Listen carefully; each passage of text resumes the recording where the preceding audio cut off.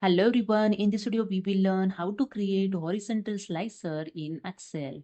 So let's start this my Excel and here you can see I have data. So first convert this data in table, simply select the inside the cell and you can press here ctrl T to convert this data in table.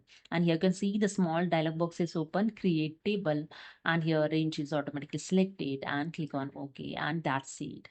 You can see your data is converted into table. Okay. And after that, simply click on the data and go to the table design. In tools, click on the insert slicer and select the slicer. So I want slicer as per the product wise. So I select here the product and click on OK. And here you can see your slicer is inserted with the slicer tab. Okay. But this slicer is showing in vertical. I want in horizontal. For that, simply click on the slicer and go to the slicer tab. In buttons, just click on the columns. In column, you can see default set column is 1. So I just click on the up arrow and add here 5 column. Okay. After add the 5 column, I just drag this point. Okay.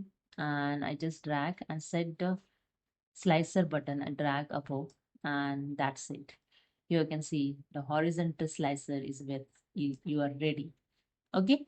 So now you can easily set anywhere your horizontal slicer and simply click on the any buttons, any products. You can see the filter is applied. To clear filter, just click on the clear filters option. And that's it. So this is a way you can create horizontal slicer in Excel sheet. Hope you understood. If you like this video, please subscribe. Thank you so much.